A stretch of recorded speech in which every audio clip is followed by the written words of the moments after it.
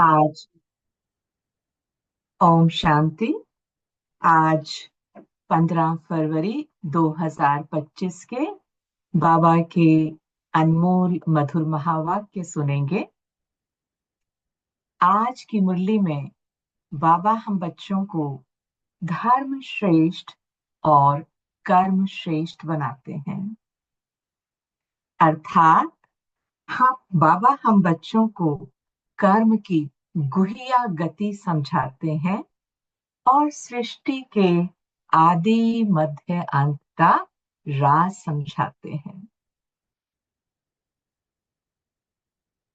इसके लिए जब हमें श्रेष्ठ कर्म करना है तो उसके लिए जब हमें श्रेष्ठ कर्म करना है तो उसके लिए हमें धर्म श्रेष्ठ बनना है। और धर्म श्रेष्ठ बनने के लिए हमें अपने स्वधर्म को पहचानना है।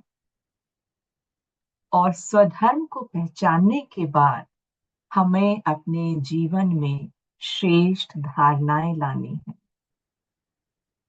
और जब हम अपने जीवन में श्रेष्ठ धारणाएं लाते हैं और फिर उसके बाद जो कर्म करते हैं तो वो कर्म हमारे श्रेष्ठ कर्म बन जाते हैं।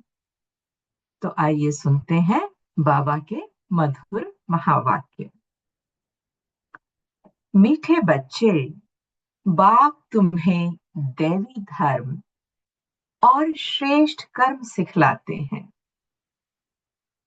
इसलिए तुमसे कोई भी आसुरी कर्म नहीं होने चाहिए। बुद्धि बहुत शुद्ध चाहिए। तो बाबा कहते हैं कि जब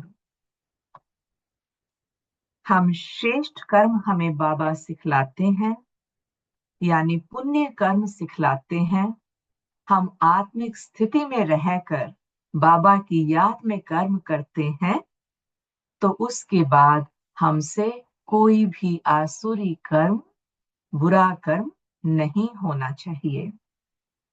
आज की मुरली से प्रश्न है, देह अभिमान में आने से पहला पाप कौन सा होता है? उत्तर है, अगर देह अभिमान है तो बाप की याद के बजाय देहधारी की याद आएगी। कुदृष्टि जाती रहेगी, खराब ख्यालात आएंगे। यह बहुत बड़ा पाप है। समझना चाहिए माया वार कर रही है। फौरन सावधान हो जाना चाहिए। ओम शांति। रूहानी बाप रूहानी बच्चों को समझा रहे हैं। बाबा पूछते हैं, रूहानी बाप आए कहां से हैं? रूहानी दुनिया से, जिसको निर्वाण धाम अथवा शांति धाम भी कहते हैं। यह तो है गीता की बात। तुमसे पूछते हैं, यह ज्ञान कहां से आया? बोलो, यह तो वही गीता का ज्ञान है। गीता का पाठ चल रहा है और बाप पढ़ाते हैं। भगवानुवाच है ना, और भगवान तो एक ही है। यह है शांति का सागर। रहते भी हैं शांति धाम में, जहां हम भी रहते हैं। बाप समझाते हैं कि यह है पतित दुनिया, पाप आत्माओं की तमो प्रधान दुनिया। तुम भी जानते हो, बरोबर हम आत्माएं इस समय तमो प्रधान हैं। 84 का चक्र खाकर सतो प्रधान से अब तमो प्रधान में आए हैं। यह पुरानी अथवा कलयुगी दुनिया है ना। यह नाम सभी इस समय के हैं। तो बाबा कहते हैं कि तमो प्रधान, पुरानी और कलयुगी दुनिया, ये नाम सब इस समय के हैं। पुरानी दुनिया के बाद फिर नई दुनिया होती है। भारतवासी यह भी जानते हैं कि महाभारत लड़ाई भी तब लगी थी जबकि दुनिया बदलनी थी। तब ही बाप ने आकर राजयोग सिखलाया था। सिर्फ भूल क्या हुई? एक तो कल्प की आयु भूल गए हैं और गीता के भगवान को भी भूले हैं। तो क्या भूल हुई? कल्प की आयु भूल गए हैं और गीता के भगवान को भूल गए हैं। श्री कृष्ण को तो गॉड फादर कह नहीं सकते। आत्मा कहती है गॉड फादर, तो वह निराकार हो गया। निराकार बाप आत्माओं को कहते हैं मुझे याद करो, मैं ही पतित पावन हूं। मुझे बुलाते भी हैं हे पतित पावन। श्री कृष्ण तो देहधारी है ना, मुझे तो कोई शरीर है नहीं। मैं निराकार हूं, मनुष्यों का बाप नहीं, आत्माओं का बाप हूं। यह तो पक्का कर लेना चाहिए। घड़ी घड़ी हम आत्माएं इस बाप से वर्षा लेती हैं। अभी 84 जन्म पूरे हुए हैं, बाप आया है। बाबा बाबा ही करते रहना है, तो बाबा कहे बाबा बाबा ही करते रहना है। बाबा को बहुत याद करना है। सारा कल्प जिस्मानी बाप को याद किया। अभी बाप आए हैं और मनुष्य सृष्टि से सब आत्माओं को वापस ले जाते हैं, क्योंकि रावण राज्य में मनुष्यों की दुर्गति हो गई है। इसलिए अब आपको याद करना है। यह भी मनुष्य कोई समझते नहीं कि अभी रावण राज्य है। रावण का अर्थ ही नहीं समझते। बस एक रस्म हो गई है दशहरा मनाने की। तुम कोई अर्थ थोड़े ही समझते थे, अभी समझ मिली है और औरों को समझ देने के लिए।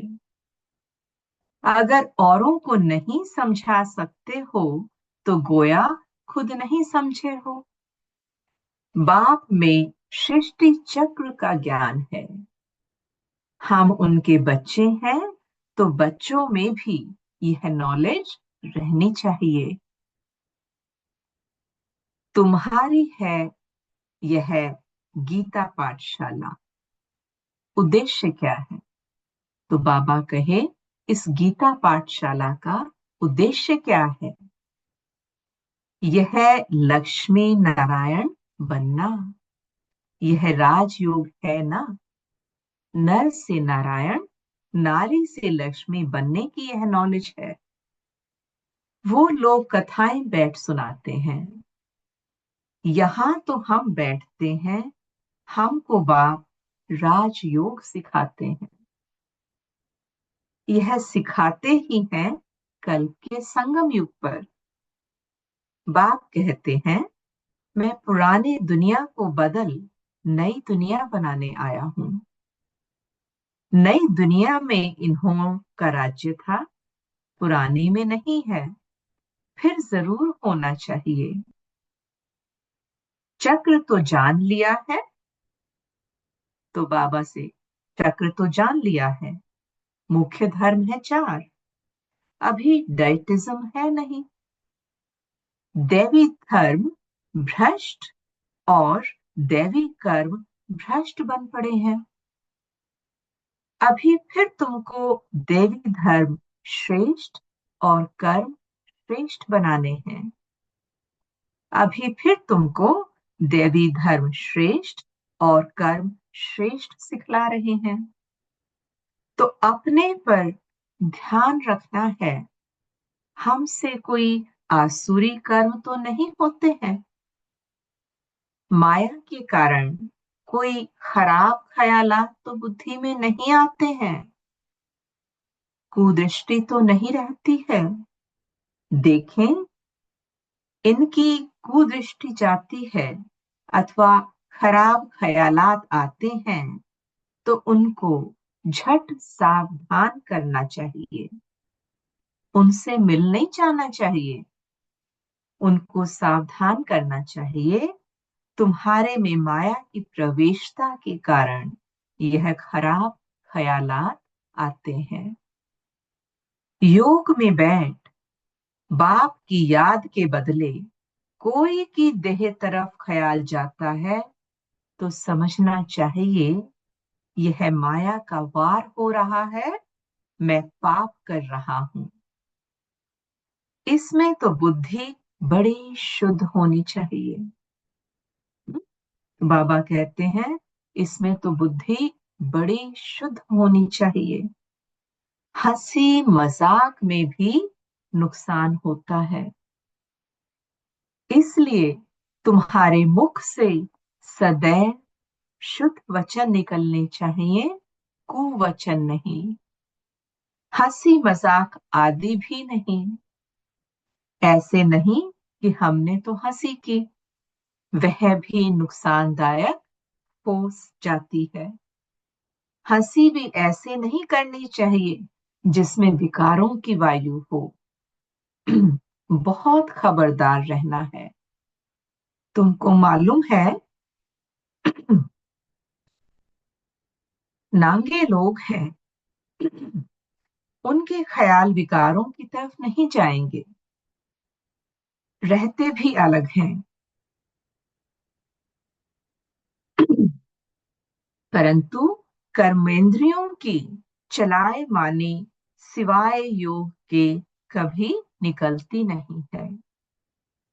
काम शत्रु ऐसा है जो किसको भी देखेंगे योग में पूरा नहीं होंगे तो चलाए माने जरूर होगी। अपनी परीक्षा लेनी होती है। बाप की याद में ही रहो तो यह कोई भी प्रकार की बीमारी ना रहे। योग में रहने से यह नहीं होता है।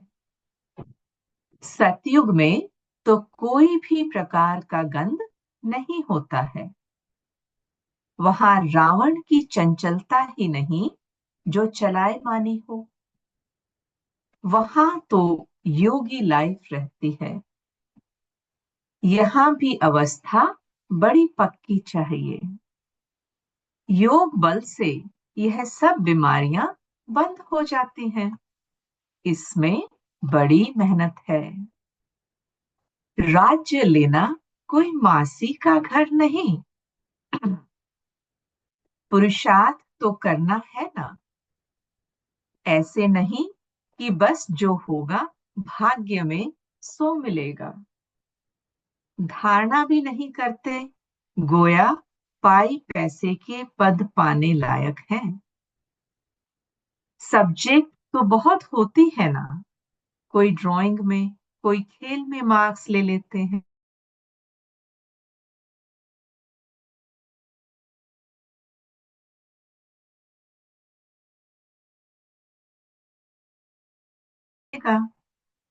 बाकी बादशाही नहीं मिल सकेगी।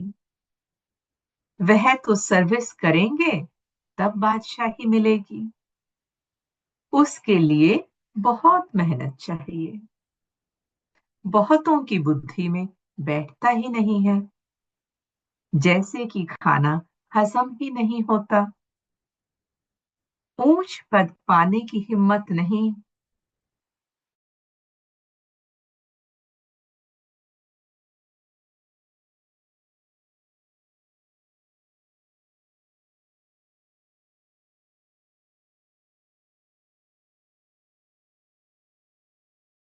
है तुम तो रास्ता जानते हो। रचयिता और रचना का ज्ञान मुक्त और जीवन मुक्त तुम्हारी बुद्धि में फिरते रहते हैं, जो जो महारथी हैं। बच्चों की अवस्था में भी दिन रात का फर्क रहता है। कहाँ बहुत धनवान बन जाते, कहाँ बिल्कुल गरीब। राजाई पद में तो फर्क है ना। बाकी हाँ, वहां रावण ना होने कारण दुख नहीं होता है। हम्म? रावण ना होने के कारण दुख नहीं होता है। लेकिन राजाई पद में तो फर्क है ना। बाकी संपत्ति में तो फर्क है। संपत्ति से सुख होता है। जितना योग में रहेंगे उतनी हेल्थ बड़ी अच्छी होगी। मेहनत करनी है। बहुतों की तो चलन ऐसी रहती है जैसे अज्ञानी मनुष्यों की होती है। वह किसका कल्याण कर नहीं सकेंगे। जब इम्तिहान होता है तो मालूम पड़ जाता है कि कौन कितने मार्क्स से पास होंगे। फिर उस समय हाय हाय करनी पड़ेगी। बाप दादा दोनों ही कितना समझाते रहते हैं। बाप आए ही हैं कल्याण करने। अपना भी कल्याण करना है तो दूसरों का भी करना है। बाप को बुलाया भी है कि आकर हम पतितों को पावन होने का रास्ता बताओ। तो बाप श्रीमत देते हैं, तुम अपने को आत्मा समझ देह अभिमान छोड़ मुझे याद करो। कितनी सहज दवाई है। बोलो, हम सिर्फ एक भगवान को मानते हैं। वह कहते हैं, मुझे बुलाते हो कि आकर पतितों को पावन बनाओ, तो मुझे आना पड़ता है। ब्रह्मा से तुमको कुछ भी मिलना नहीं है। वह तो दादा है, बाबा भी नहीं। बाबा से तो वर्षा मिलता है, ब्रह्मा से थोड़े ही वर्षा मिलता है। निराकार बाप इन द्वारा एडॉप्ट कर हम आत्माओं को पढ़ाते हैं। तो निराकार बाप ब्रह्मा द्वारा एडॉप्ट कर हम आत्माओं को पढ़ाते हैं। इनको भी पढ़ाते हैं। ब्रह्मा से तो कुछ भी मिलने का नहीं है। वर्षा बाप से ही मिलता है, इन द्वारा यानी ब्रह्मा द्वारा। देने वाला एक है, उनकी ही महिमा है। वही सर्व का सर्वगति दाता है। यह तो पूज्य से फिर पुजारी बनते हैं।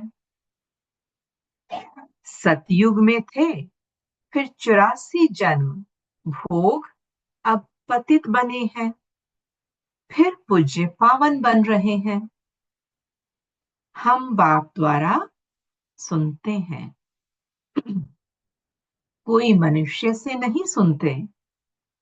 मनुष्यों का है ही भक्ति मार्ग। यह है रूहानी ज्ञान मार्ग। ज्ञान सिर्फ एक ज्ञान सागर के पास ही है। तो ज्ञान सिर्फ एक ज्ञान सागर के पास ही है।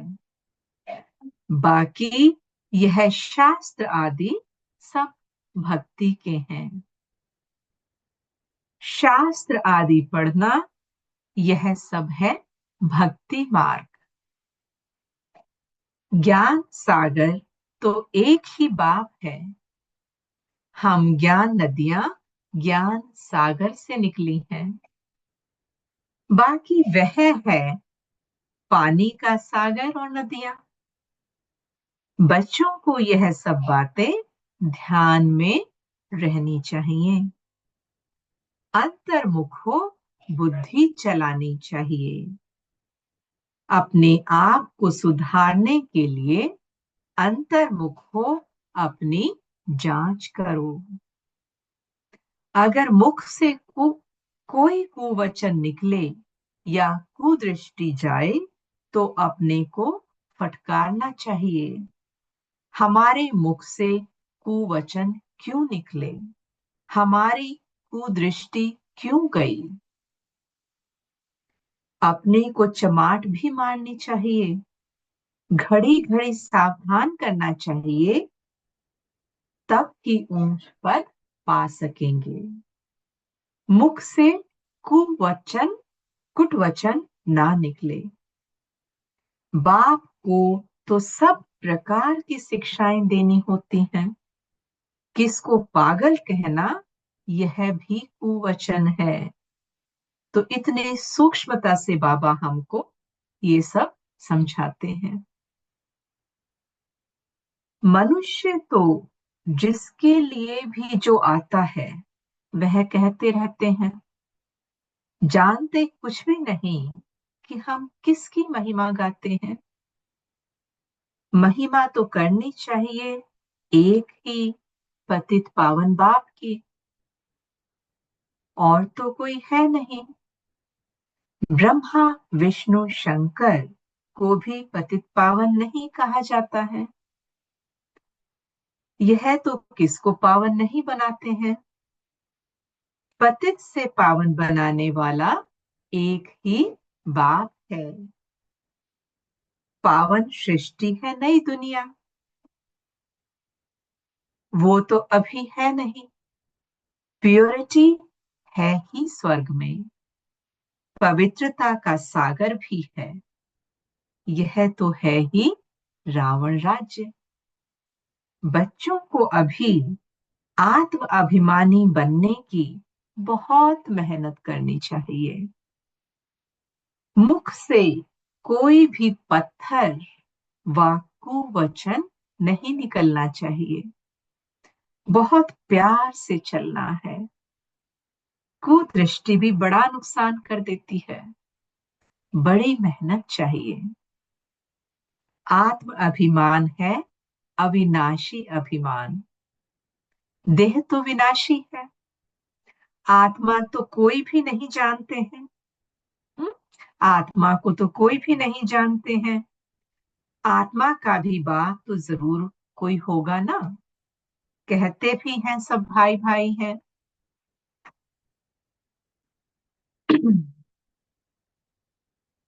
फिर सब में परमात्मा बाप विराजमान कैसे हो सकता है।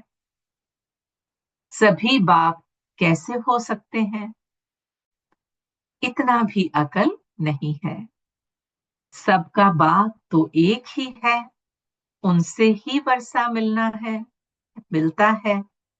उसका नाम है शिव। शिवरात्रि भी मनाते हैं। रुद्र रात्रि व श्री कृष्ण रात्रि नहीं कहते। मनुष्य तो कुछ भी नहीं समझते हैं, कहेंगे यह सब उनके रूप है, उनकी ही लीला है। तुम अभी समझते हो बेहद के बाप से तो बेहद का वर्षा मिलता है, तो उस बाप की श्रीमत पर चलना है। बाप कहते हैं मुझे याद करो। लेबर्स को भी शिक्षा देनी चाहिए, तो उन्हों का भी कुछ कल्याण हो जाए। परंतु खुद ही याद नहीं कर सकते हो तो औरों को क्या याद दिलाएंगे।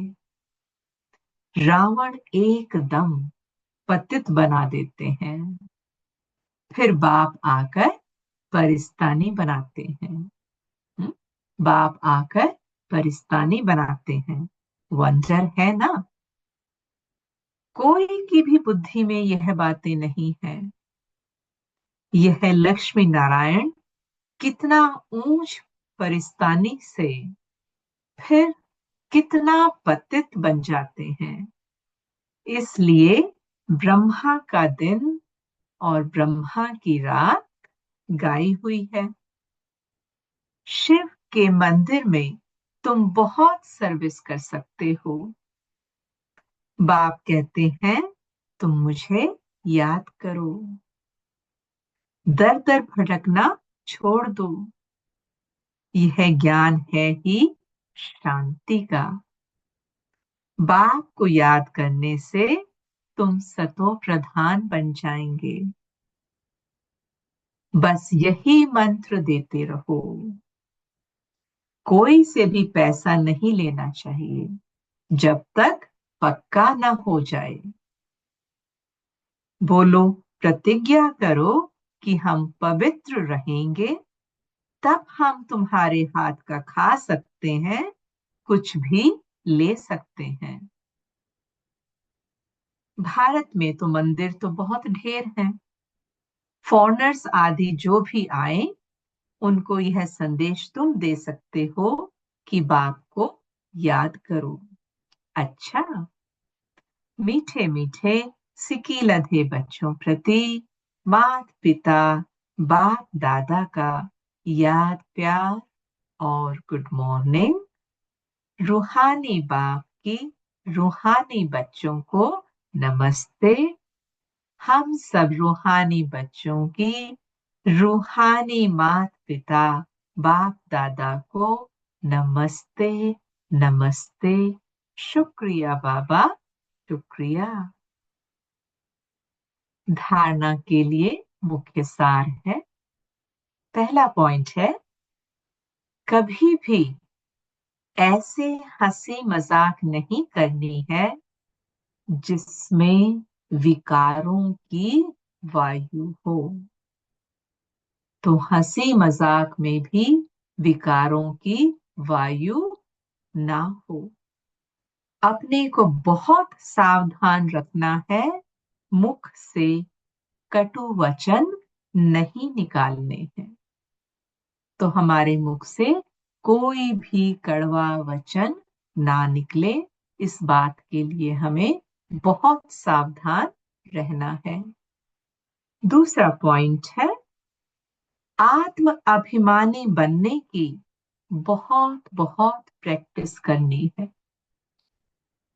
किस बात की प्रैक्टिस करनी है? आत्म अभिमानी बनने की बहुत बहुत प्रैक्टिस करनी है। सबसे प्यार से चलना है, कुदृष्टि नहीं रखनी है। कुदृष्टि जाए तो अपने आप को आपे ही सजा देनी है।